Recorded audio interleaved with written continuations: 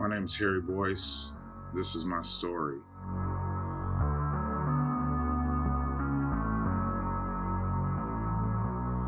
I was born in Arkansas, a small town, and moved here to Green Bay. I didn't really have a relationship with my father like that, although he's a very successful dude, professional boxer, went to school at Purdue, all those things. Dude did a lot of time in prison, and so basically left my mom to raise me solo for the first few years of my life. She later on met who my stepfather was when I was about 5 or 6 years old.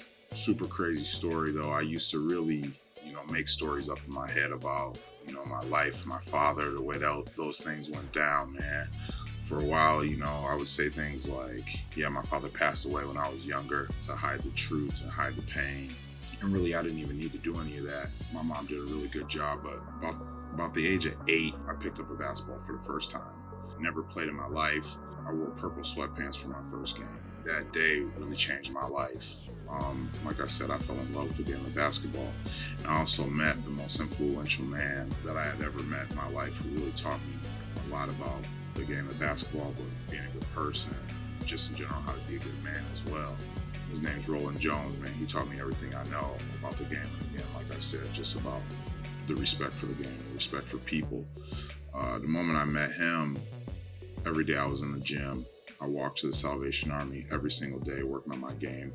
I was probably still one of the worst players around. If it weren't for him, I wouldn't have met, my best friend, some of my lifelong friends, some of my high school friends that I attended Green Bay East with. My best friend Landon actually was the first one to start going to East, right? And East was crazy then. Coach Phillips was the coach at the time. They went to State. Next thing you know, I know all my homeboys from East. From the East Side, I should say, all these dudes from Preble, best friends from Preble, transfer over to East. 2 crazy new hoopers, Brent and Ian Naylor from Southwest. They come from Minnesota over to East. Terrell Brantley ends up, he's over at Notre Dame with me. He ends up going over to East, and he is a lot like me, man. We're both scholarship kids at Notre Dame. Truthfully, I was the last one to go over there. People don't know that, so all those dudes were transferring over there. Malik Lynch had went there. He had just moved from Notre Dame. It's crazy because I saw him in the hallways at Notre Dame like that August. I'm like, yo, this dude, he's like, yeah, whatever. Next thing you know, when I transfer over to East, he's there, right? So when I first went to East, I remember that first year was a shock as far as how competitive it was. You got all these brothers who are in love with basketball, who grew up playing together. It's our time now.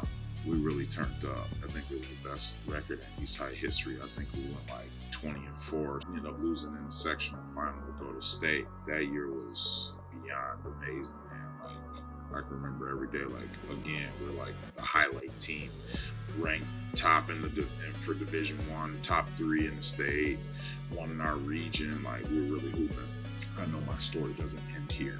I get all the accolades, player of the year, defensive player of the year, all the things. I got Division I offers on the table, the whole deal. I'm taking visits, all that stuff. All good things must come to the end. And then I go on to start my college career. I cried like a baby on that train.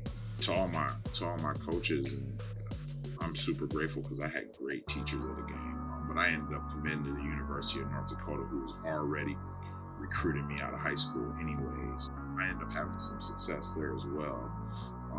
Defensive player of the year. And this is the same school Phil Jackson walked in the halls one day. But I ended up transferring there back home for a semester just to get my mind right.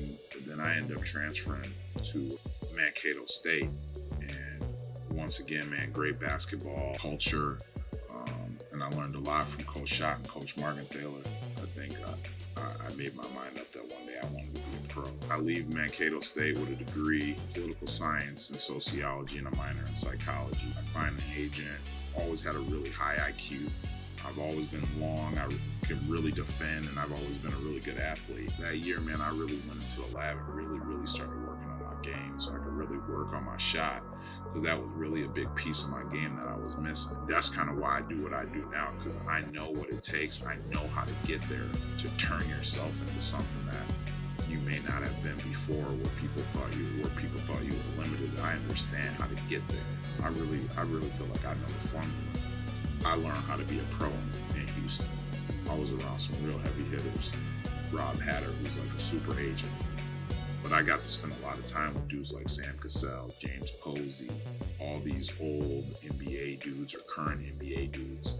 And these dudes really taught me about how to be a pro. I learned how to work, right? And and do all the things that pros do, man. And it's about the work you put in. It's about being selfless, right? Putting all the other things you care about before yourself, right?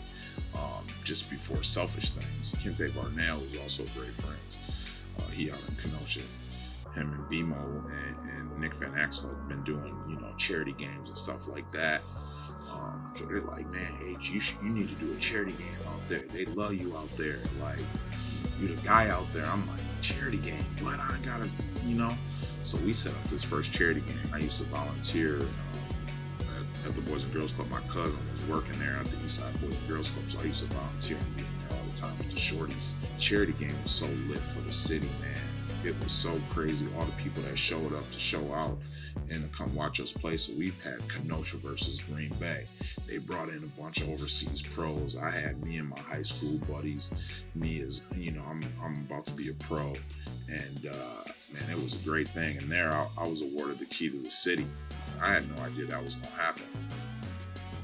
We started 1848, man. We put a lot of kids in school, right? It's a grassroots program designed to take these young boys and girls around the country to compete at a high level. And just to get better, I want them to experience the things that I was able to experience. I want them to have the chances that I was able to have. I mean, from high school to college to pro, and then into my own professional life. I made a lot of good money playing overseas, but I'm not an NBA player. You know what I mean? I didn't play in the NBA. NBA players do things like this, right? I built this organically with my own hard work and my support group and my people. So yeah, and that's history right there. I always tell my kids this: you do things the right way, and you do them the right way all the time. Shout out to my wife who does a really great job with our kid and just being there every day for us.